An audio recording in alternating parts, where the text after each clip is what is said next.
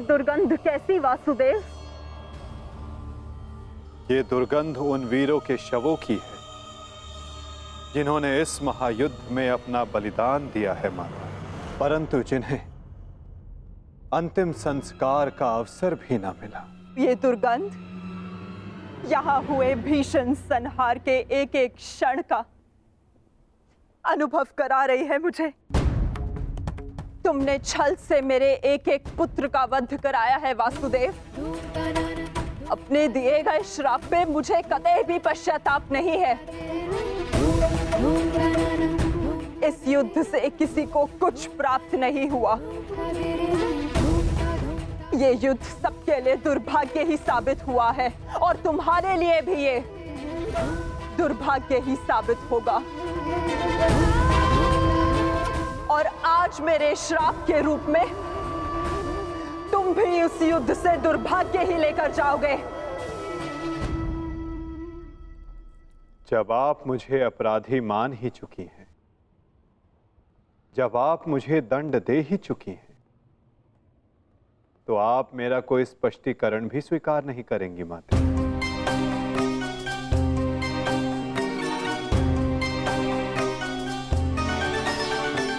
परंतु सत्य का भान आपके लिए आवश्यक है माता। जिनकी दृष्टि से इस महायुद्ध का कोई भी क्षण, कोई भी छल अनदेखा नहीं गया है माते। अब वीर बारबरी आपको सत्य का भान करवाएंगे।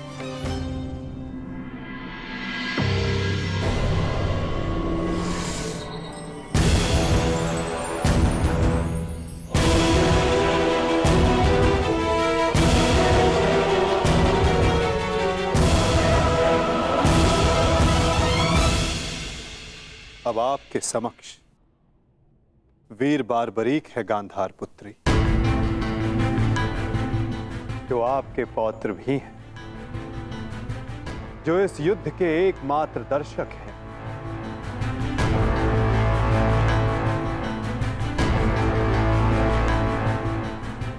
वो बारबरी जिन्होंने अपना शीश दान किया और अमर हो गए।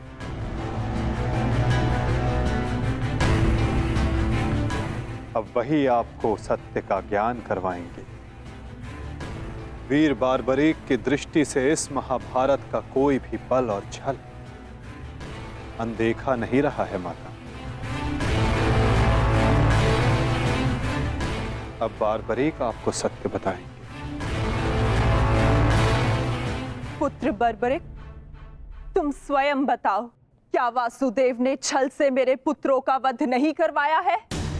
यदि तुमने इस युद्ध का एक एक क्षण निष्पक्ष होकर देखा है, तो बताओ, कौरव वंश के वट वृक्ष महामहिम भीष्म, जिन्हें इच्छा मृत्यु का वरदान था, क्या वासुदेव ने उन्हें अपने छल से धराशाही नहीं करवाया है? क्या वासुदेव ने द्रोण पुत्र अश्वत्थामा की मृत्यु का छल रचकर आचार्य द्रोण का वध नहीं करवाया है? क्या मेरे पुत्र दुर्योधन की रक्षा कर रहे उसके मित्र कर्ण को छल से नहीं मरवाया है वासुदेव ने? पुत्र दुर्योधन पर युद्ध के नियमों के विरुद्ध जाकर प्रहार किया गया, क्या वो वासुदेव का छल नहीं था? मेरे समस्त 100 पुत्रों के वध का कारण केवल वासुदेव है। क्या ये भी सत्य नहीं है बारबरीक?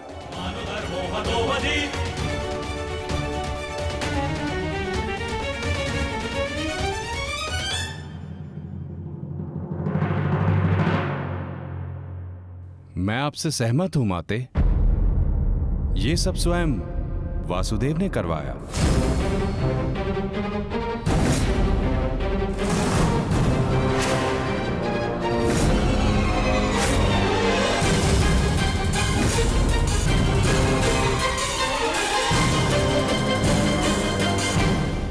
परंतु माते, आप किन 100 पुत्रों की बात कर रही हैं?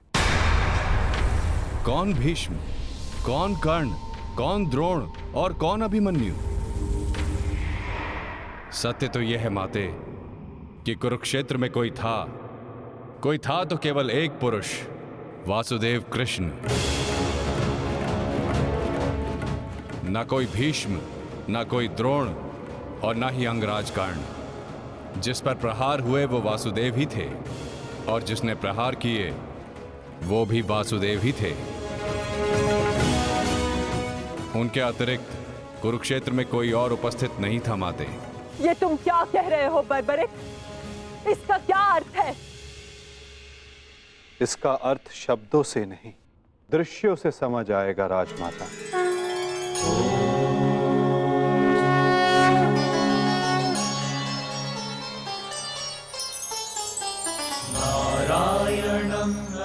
इस युद्ध के प्रारंभ से अंत तक हर प्रहार मैंने किया और हर प्रहार मैंने ही सहा।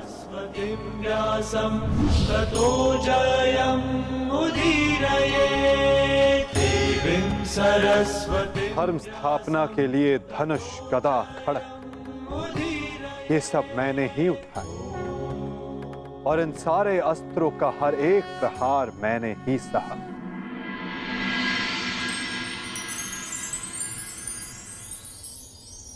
बाण चलाने वाला मैं ही था।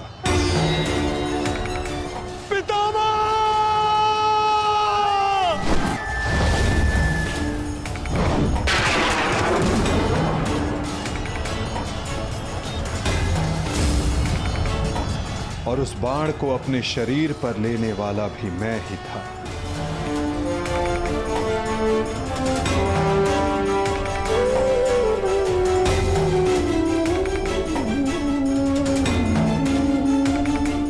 महामहिम भीष्म के रूप में भी मैं ही था और अर्जुन के रूप में भी मैं ही था। और सरशैया पर लेटने वाला भी मैं ही था। अभिमन्यु बनकर चक्रव्यूह मैंने ही तोड़ा।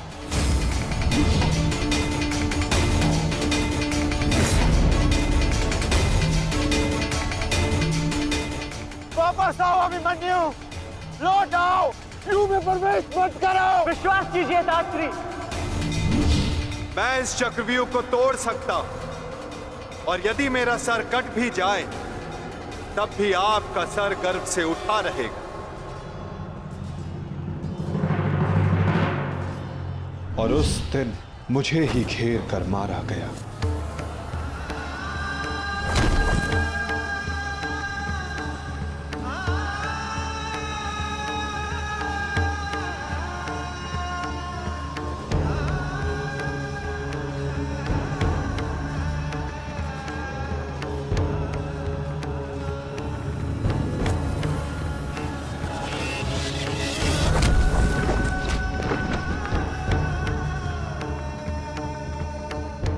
वो मैं ही था जिसने द्रोणाचार्य से कहा कि अश्वत्थामा मारा गया। आपने बिल्कुल सही सुना आचार्य द्रोण। अश्वत्थामा मारा गया। द्रोणाचार्य के रूप में अस्त्र त्यागने वाला भी मैं ही था।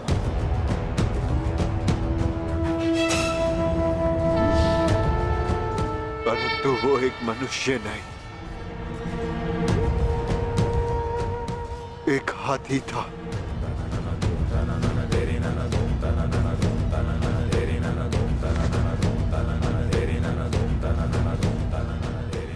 अश्वत्थामा!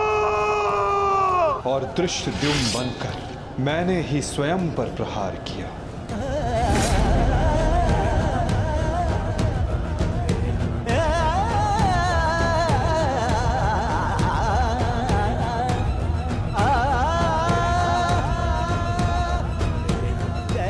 और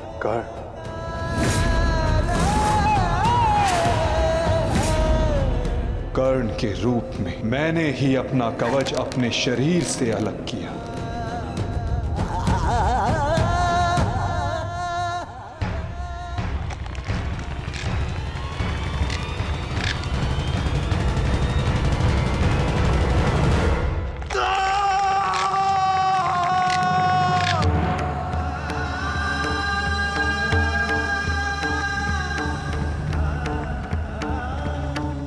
और युद्ध के मध्य में मेरे ही रथ का चक्र धंसा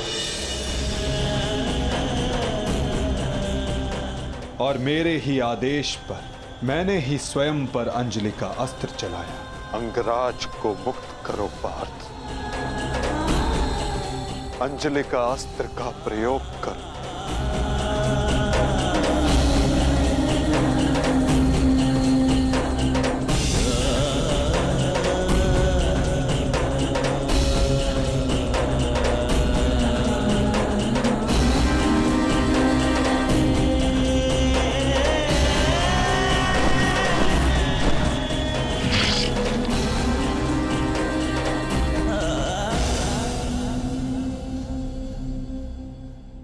दुर्योधन के रूप में मेरी ही जंघा पर प्रहार करके मेरा ही अंत किया गया।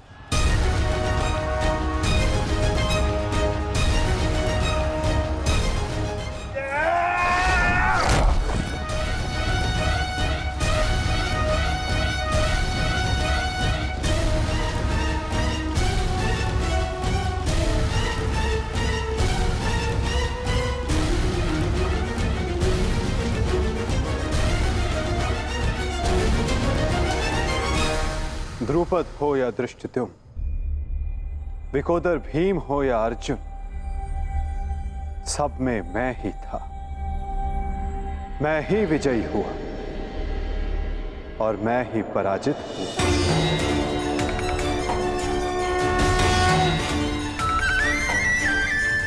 सबसे अधिक प्रहार मैंने की, सबसे अधिक घाव मैंने ही खाया।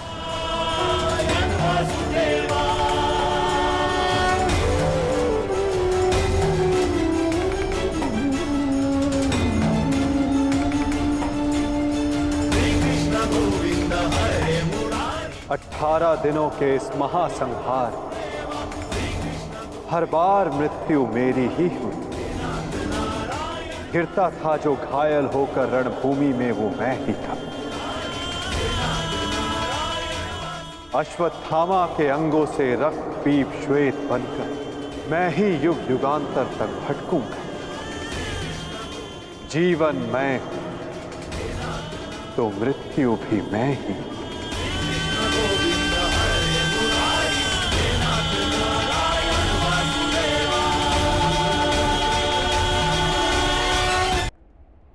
श्राप तुम्हारा स्वीकार है माते।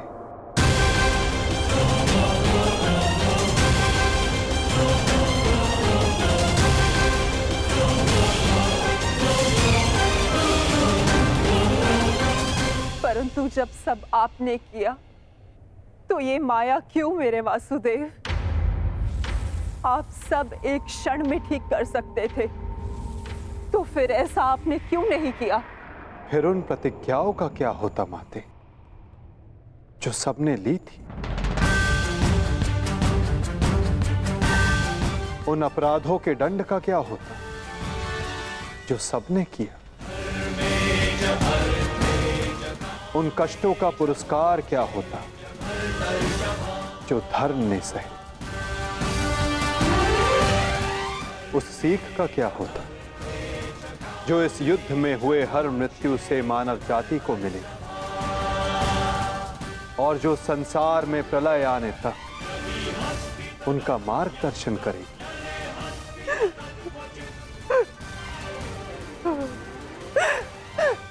मुझे क्षमा कर दीजिए वासुदेव।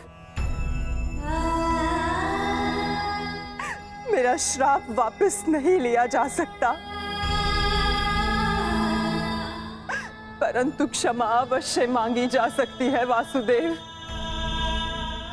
अपने पुत्र मोह में खोकर मैं उचित और अनुचित का भेद भूल गई थी। मुझे क्षमा कर दीजिए केशव कि उस हो रहे अधर्म के विरुद्ध ये गांधारी अपने स्वर ना उठा पाए। क्षमा कर दीजिए।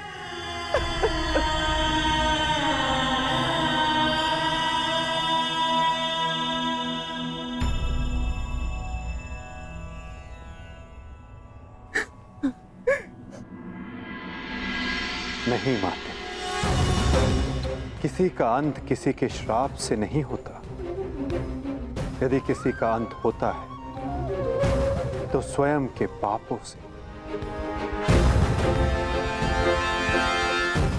यदि यदुवंश का अंत होगा तो आपके श्राप से नहीं माते, अपितु स्वयं के पाप कर्मों से।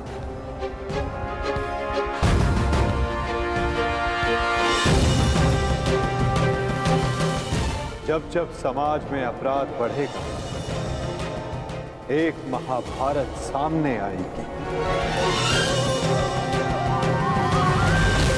अपने ही अपनों को काटेंगे, कभी कुरुक्षेत्र में तो कभी द्वारका में।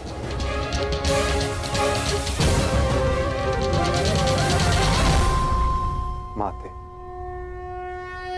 यदि आप कुछ करना चाहती हैं तो अपने मन के इस प्रतिशोध की अग्नि को शांत कीजिए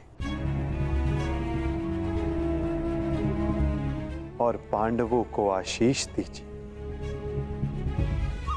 युधिष्ठिर का राज्य अभिषेक करवाइए और धर्म स्थापना में आपका ये योगदान और आपका आशीष आवश्यक है माते।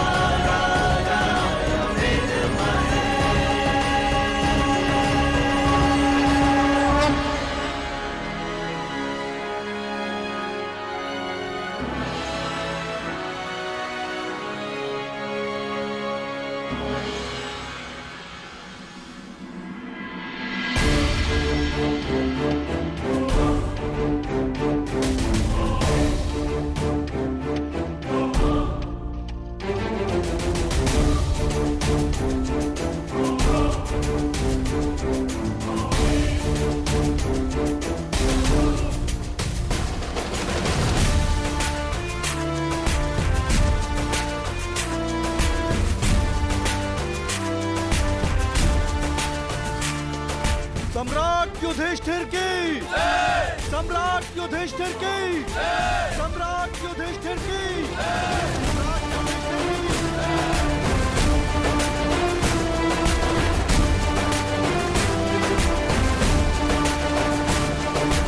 धर्मराज,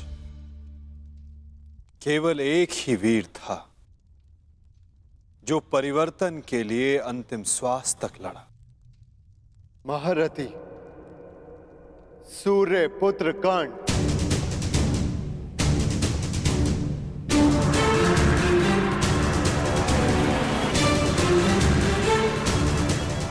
सदैव अपने ज्येष्ठ के परिवर्तन के स्वप्न का आदर और सम्मान करना धर्मराज।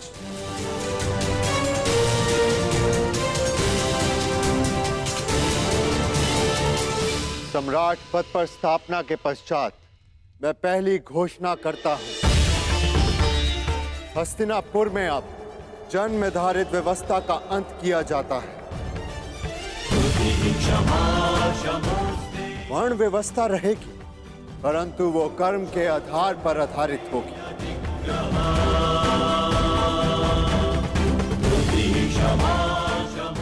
सूत हो या शूद्र हो, सबको शिक्षा का समान अधिकार दिया जाएगा और योग्यता के आधार पर काम, सम्मान और समानता का अधिकार सबको दिया जाएगा। यही धर्म स्थापना की नींव है और यही परिवर्तन का प्रारंभ। सम्राट युधिष्ठिर की, सम्राट युधिष्ठिर की, सम्राट युधिष्ठिर की, सम्राट युधिष्ठिर की। मुझे विश्वास है कि मेरे पश्चात परिवर्तन का अध्याय प्रारंभ होगा।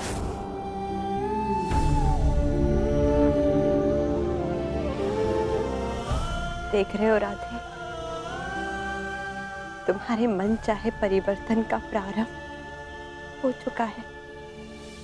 महाभारत के इस महायुद्ध में 18 अश्वनी सेना और बहुत से महारथियों ने अपने प्राणों का त्याग किया है।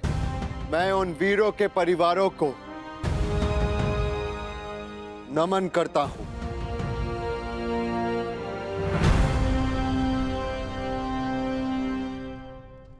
मैं सम्राट युधिष्ठिर ये आदेश देता हूं, युद्ध में सम्मिलित प्रत्येक सैनिक के परिवार को आर्थिक सहायता दी जाएगी।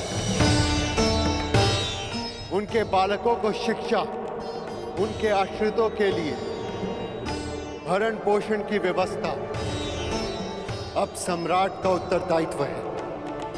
सम्राट युधिष्ठिर की, सम्राट युधिष्ठिर की, सम्राट युधिष्ठिर की, सम्राट युधिष्ठिर की। और भ्राता कर्ण, मुझे विश्वास है कि मैं संसार में सदा राधे कर्ण के नाम से ही जाना चाहूंगा। राधे कर्ण के द्वारा सुझाए गए प्रतिरूप के आधार पर राज्य में समानता की एक नई व्यवस्था विकसित की जाएगी।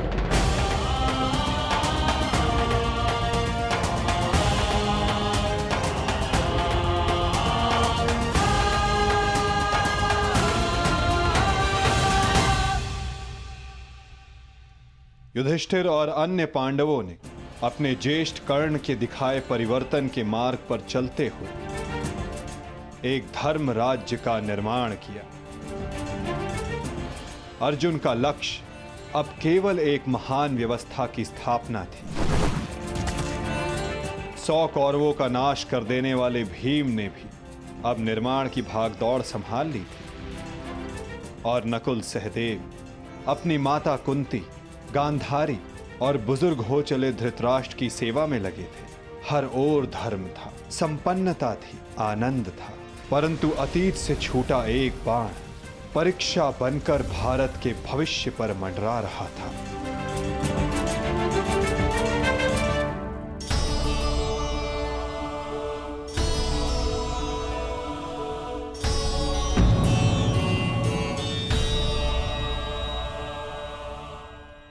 आप सबसे ज्येष्ठ हैं भ्राताश्री, इस स्थान पर आपका अधिकार है, परंतु फिर भी आप ये स्थान रिक्त क्यों रखते हैं?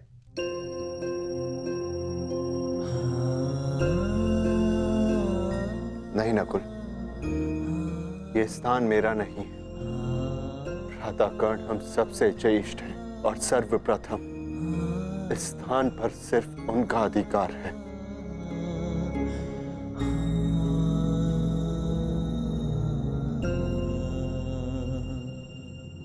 साम्राज्ञी, क्या हुआ दासी? इतनी व्यग्र क्यों हो? युवरानी उत्तरा को प्रसव पीड़ा होना आरंभ हो चुका है।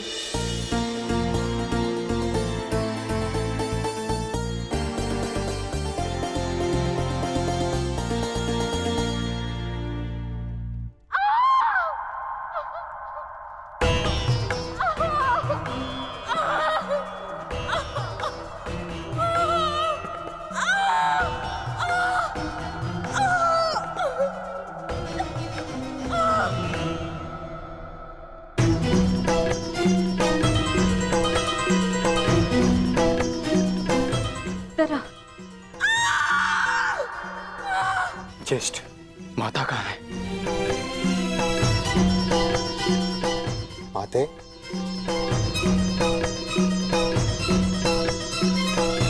माता, माता वो उत्तरा। हम भीतर जाकर देखते हैं। जी, जी।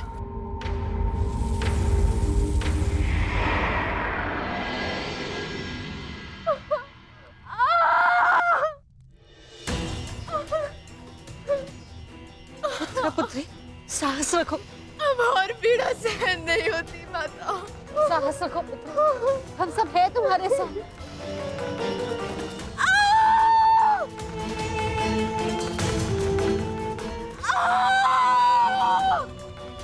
माता, प्रसव पीड़ा तो सबको होती है, परंतु उत्तरा के लक्षण गंभीर हैं।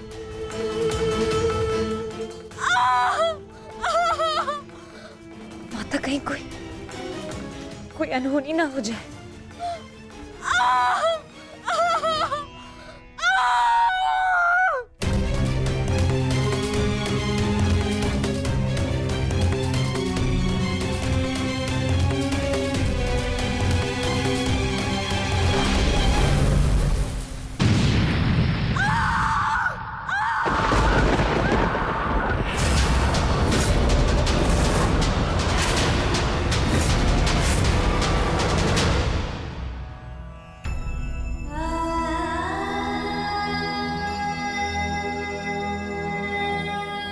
ये क्या अनर्थ हो गया? अब हम क्या उत्तर देंगे उत्तरा को? उत्तरा,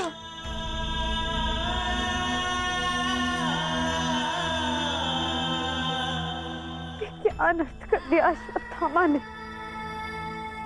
एक ब्राह्मण होने के पश्चात प्रतिशोध की अग्नि में वो इतना अंधा हो गया। एक शिशु पर ब्रह्मास्त्र चलाने से पूर्व उसे तनिक भी दया नहीं आई।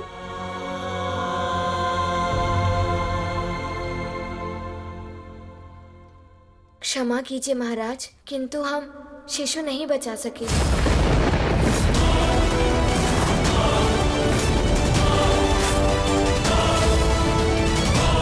क्या अनर्थ हो गया? ये सब मेरे कर्मों का फल है। हे नारायण, उस बालक की सहायता करिए। इसमें उस बालक का कोई दोष नहीं है। हे नारायण, सहायता करिए। माता,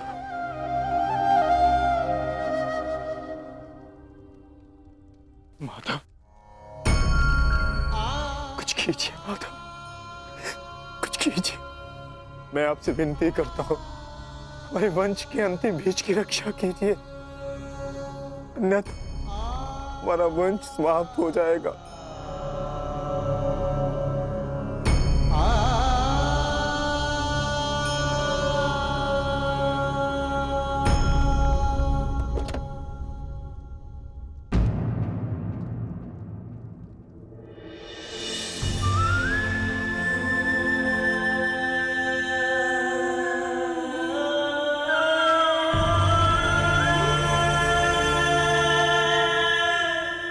ब्रह्मास्त्र विफल नहीं जा सकता याज्ञसेनी। ब्रह्मास्त्र का संधान हुआ है तो उसका परिणाम निकलना भी निश्चित है।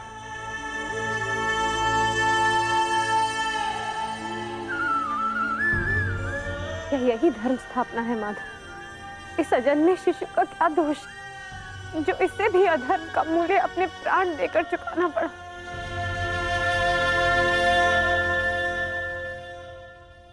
एक पापी के पाप का फल निरीह उत्तरा क्यों भुगतेगी?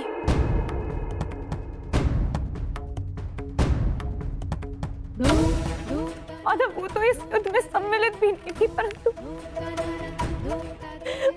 इस युद्ध में उसने अपना सब कुछ खो दिया। अपने पिता, अपना भाई, अपना पति और अब अपना पुत्र।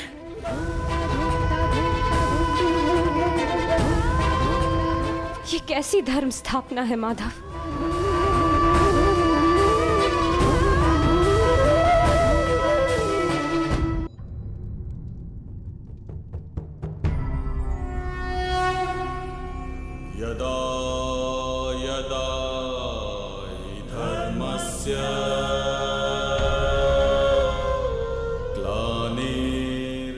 यदि मैंने अपने माता पिता का आजीवन सम्मान किया, यदि मैंने अपने गुरु की गुरु दक्षिण संपूर्ण मन से दी, यदि मेरे जीवन का हर कार्य का उद्देश्य शुभ रहा है,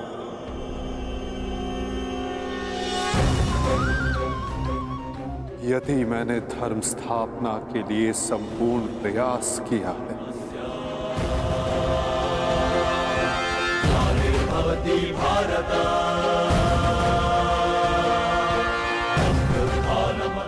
तो ये बालक अभी और इसी क्षण श्वास ले।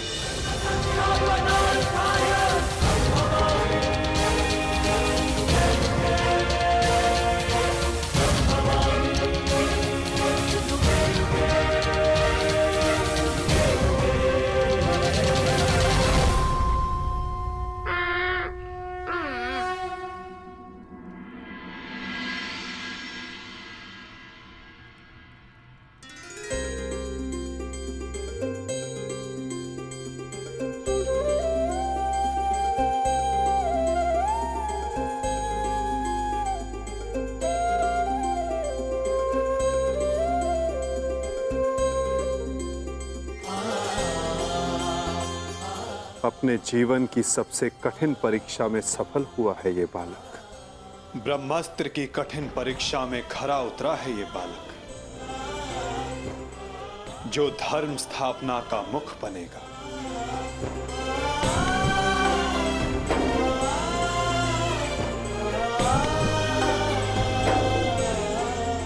परीक्षित।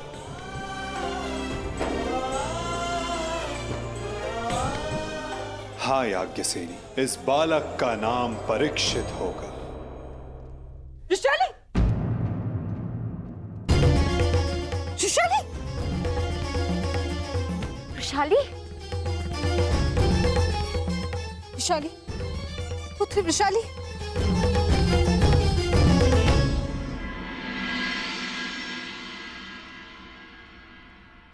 बधाई हो सम्राट। देवी वृषाली माता बनने वाली हैं।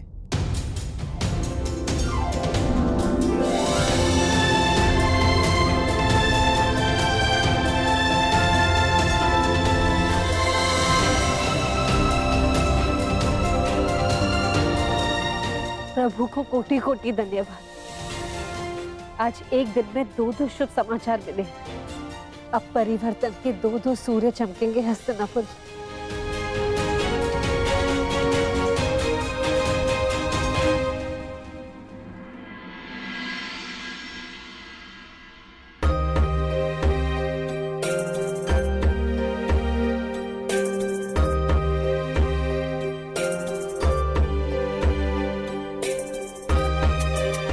परिवर्तन का नया युग प्रारंभ हुआ है वृषाली।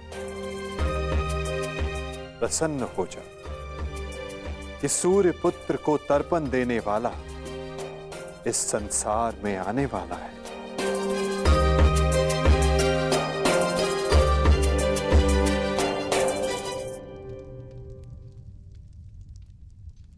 अब आप सब मुझे आज्ञा दीजिए। नहीं माधव, इतनी शीघ्रता की क्या बात है? परीक्षित के 6वें संस्कार तक रुक जाइए। द्वारका प्रस्थान करने का समय आ गया है पार्थ। क्या हुआ माधव, सब ठीक तो है ना? नए परिवर्तन का प्रारंभ हुआ है पार्थ, और परिवर्तन और नाश दोनों एक दूसरे से जुड़े होते हैं, और किसी के अंत का प्रारंभ होना भी शेष है।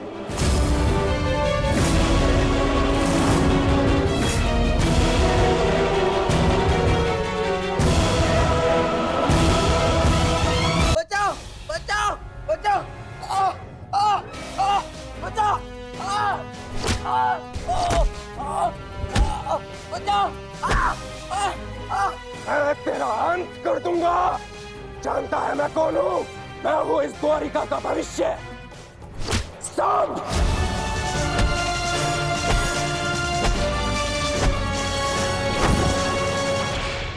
ये क्या दशा बना रखी है सांब?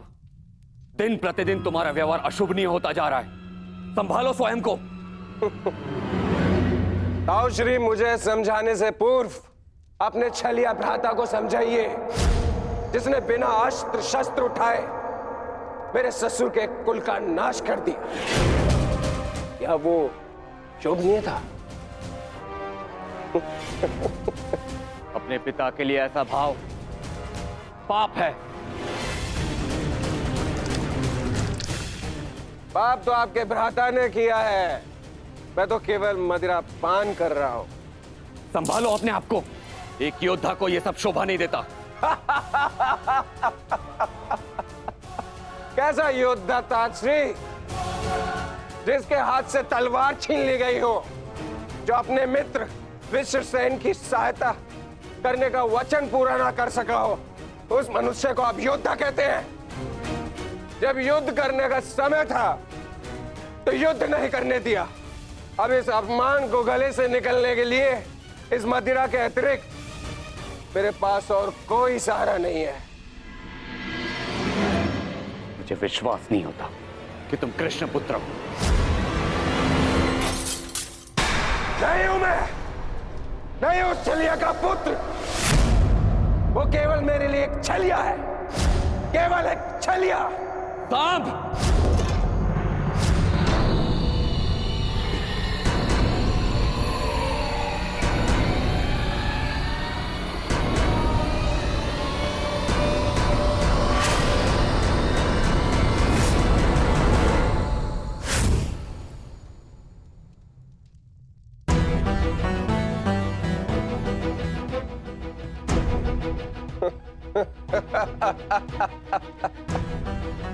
आइए आइए आइए द्वारिकाधीश, आइए। स्वागत है आपका, स्वागत है। लौट आए आप। करा इस आर्यव्रत के सभी महारथियों का अंत। कराए धर्म स्थापना के नाम पर अपना पलड़ा भारी। अब अरे अच्छी, आप देख क्या रहे? स्वागत नहीं करेंगे इनका? इतना महान कार्य पूर्ण करने के पश्चात आज लौटे हैं। आज तो राजभवन में उत्सव होना चाहिए। पांचाल, काशी, मगध, छेदी, सभी महाजनपदों के महान शासकों का अंत करवा डाला, सिर्फ धर्म स्थापना के नाम पर। अब क्या बचा पूरे भारतवर्ष में? पूरे भारतवर्ष में सिर्फ दो महान राज्य। पहला द्वारिका, दूसरा हस्तिनापुर। और हस्तिनापुर का महान शासक धर्मराज युधिष्ठिर पहले से ही अपने चारों भाइयों के साथ इनके तलवे चाटता है।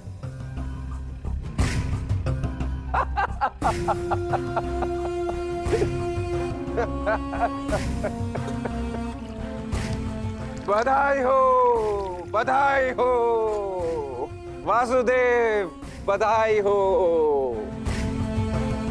आप अपने उद्देश्य में सफल हुए।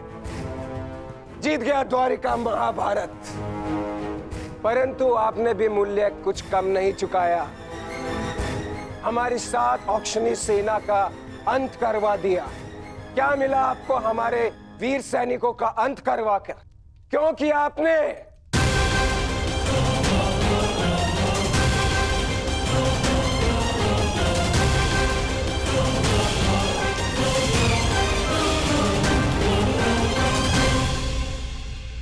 उन सैनिकों ने केवल अपने कर्तव्य का पालन किया था सांब।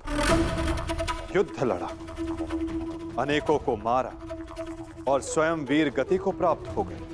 उन्होंने तो स्वर्ग की सीढ़ियां पाली सांब। परंतु तुमने अपने साथ क्या किया है पुत्र? तुमने तो स्वयं के जीवन को ही नर्क बना डाला है। तुमने वचन दिया था ना दुर्योधन और लक्ष्मण को कि महाभारत के युद्ध में तुम नारायणी सेना का नेतृत्व करोगे। तो क्यों नहीं बचाया अपनी सेना को? क्यों छोड़ आए अपने मित्र को अकेला युद्ध में?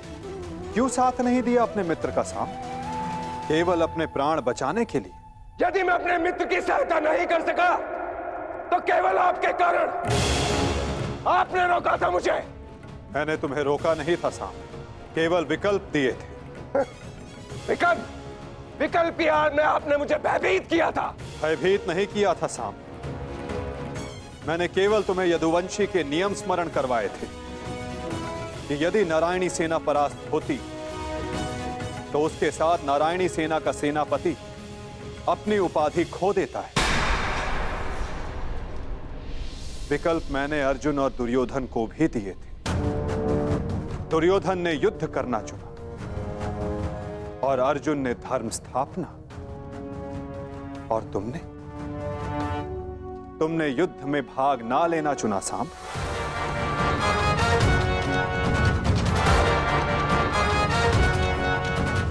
कदाचित यदि तुमने अपने मित्र वीर वृषसेन को उस युद्ध में प्रदर्शन करते देखा होता तब तुम्हें ज्ञात होता कि वीरता की वास्तविक परिभाषा क्या होती है साहब। यदि तुमने अपने प्राण उस युद्ध में गवा दिए होते तो आज मेरा सर गर्व से ऊंचा होता, किंतु नहीं। तुम तो मदिरा के मद में स्वयं के जीवन को धीरे धीरे करके मार रहे हो। लज्जा आती है तुम पर साम, लज्जा आती है।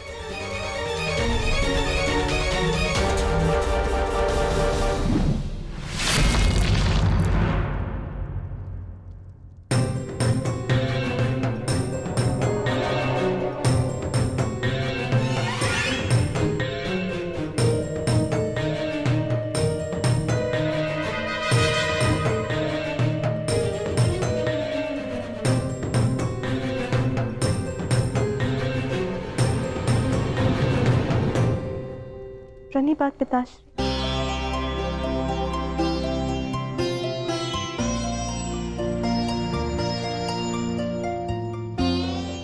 पिताश्री मैं क्षमा। लक्ष्मणा, इतनी लंबी यात्रा से आया हूं पुत्री, भोजन नहीं कराओगी?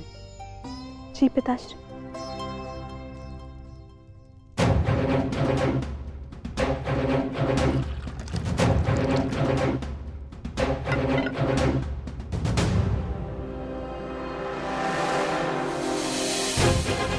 तुमने वचन दिया था ना दुर्योधन और लक्ष्मण को कि महाभारत के युद्ध में तुम नारायणी सेना का नेतृत्व करोगे। क्यों छोड़ आए अपने मित्र को अकेला युद्ध में? क्यों साथ नहीं दिया अपने मित्र का साथ?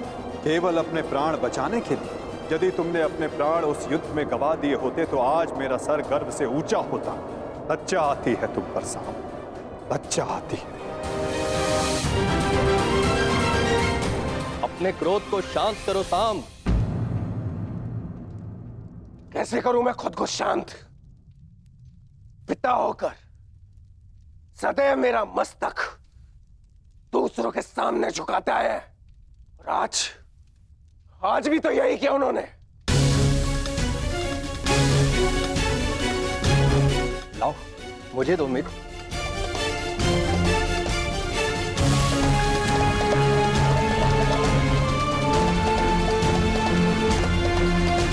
लो पियो।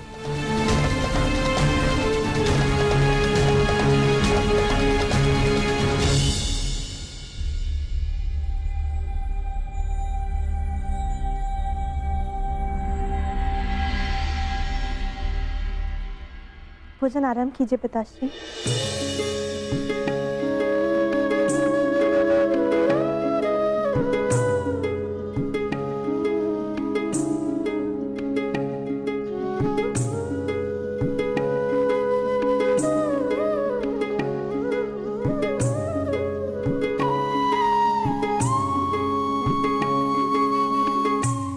पिताश्री, क्या आप मुझे मेरे पिता के विषय में कुछ बता सकते हैं? युद्ध में क्या हुआ था?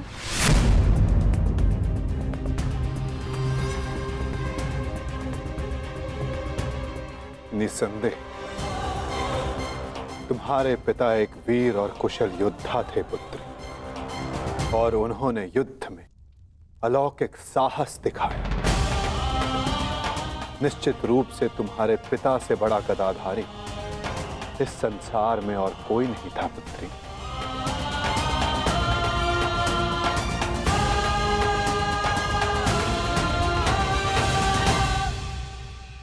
यदि ये सत्य है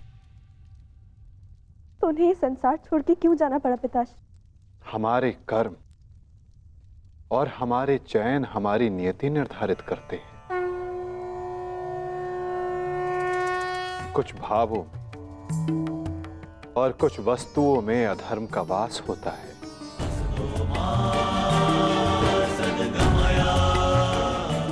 जैसे कि जुआ और मदिरा, ये व्यसन पहले लुभाते हैं और बाद में हमारे ही नाश का कारण बन जाते हैं पुत्री।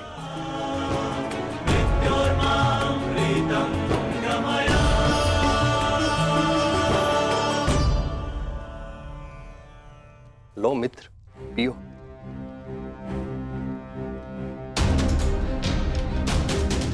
मैं जानता हूं कि तुम बहुत दुखी हो, किंतु चिंता मत करो, तुम्हारे मनोरंजन का प्रबंध कर दिया है मैंने। कैसा मनोरंजन?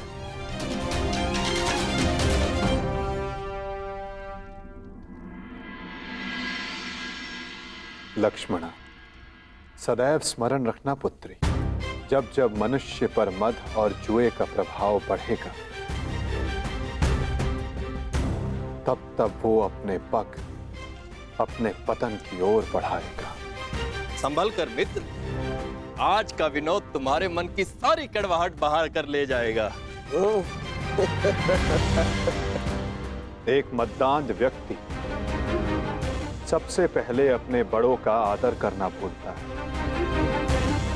उनका अपमान करता है, उनका उपहास बनाता है और उसके पश्चात वहीं से उसका अंत प्रारंभ हो जाता है।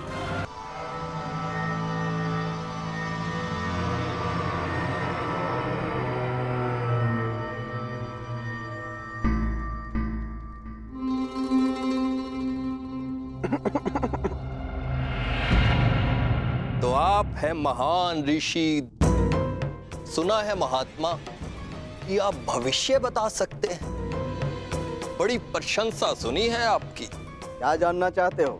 यदि ये सत्य है तो बताइए कि इस रमणी को आगे चलकर क्या होगा, पुत्र या पुत्री?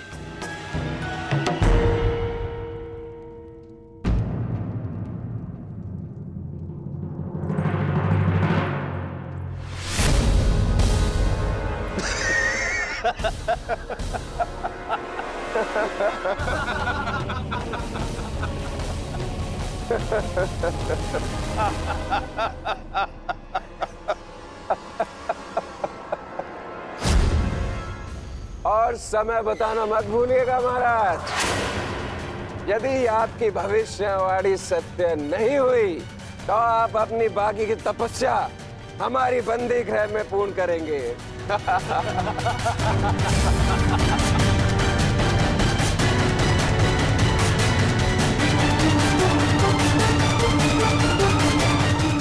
कौन क्यों है महाराज?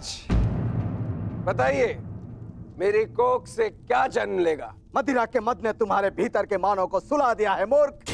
अब तुम केवल उस मूसल की भांति हो जिसमें कोई भावना नहीं होती। वो किसी भी वस्तु पर पड़ता है तो उसे कुचल देता है।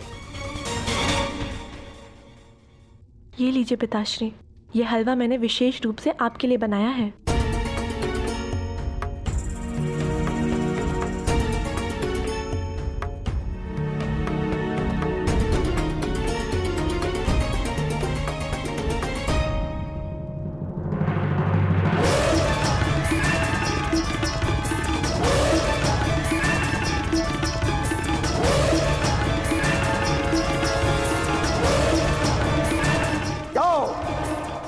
ठीक एक सप्ताह के पश्चात तुम्हारे पेट से मूसल ही उत्पन्न होगा जो तुम्हारे वंश के विनाश का कारण बनेगा। जिस मदिरा के मद में तुमने मेरा अपमान करना चाहा, वो मदिरा तुम्हारे नाश का कारण बनेगी। क्या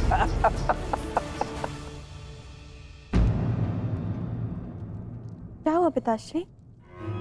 आप रुक क्यों गए? क्योंकि जिसे रुकना चाहिए था वो नहीं रुका। लगता है तुम्हें हमारे बंदी गृह के दर्शन करने की उत्सुकता कुछ अधिक है, इसलिए तुमने हमारा अपमान करने का दुस्साहस किया। पहले वासुदेव और अभी तुम। मैं तुम्हें जीवित नहीं छोड़ूंगा।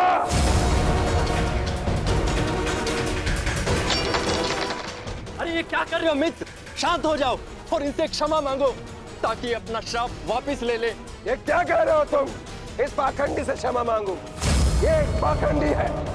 भला कभी किसी पुरुष के कोख से कुछ जन्मते हुए देखा है?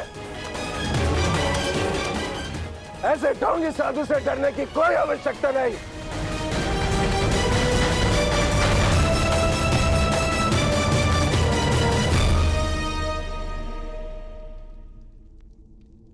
जो अब तक नहीं हुआ साम, वो अब होगा। साधुओं का श्राप व्यर्थ नहीं जाता।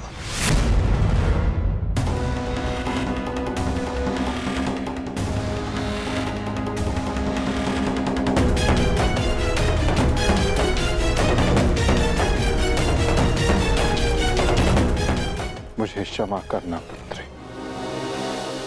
कदाचित मैं तुम्हें कह सकता सदा सौभाग्यवती भव।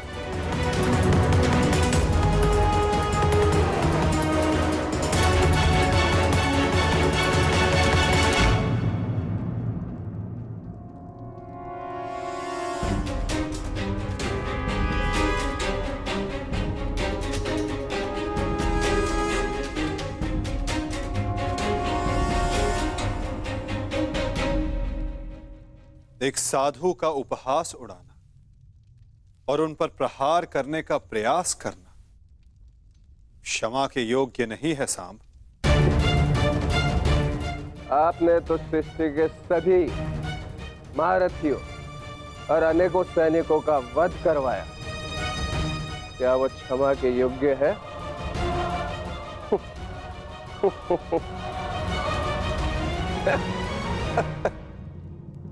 कृतिवर्मा, तुम्हारी उपस्थिति में ये सब हुआ और तुमने साम को रोकने का प्रयास नहीं किया। क्षमा चाहता हूं वासुदेव, हम तो केवल विनोद करना चाहते थे। मुझे अनुमान भी नहीं था कि बात इतनी आगे तक बढ़ जाएगी।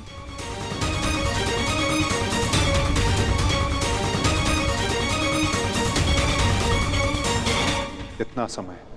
7 दिन।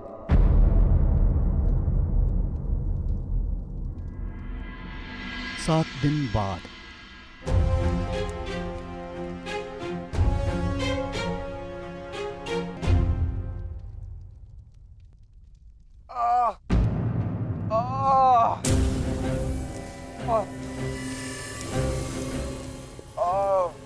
सहायता करो मित्र, मेरी सहायता करो।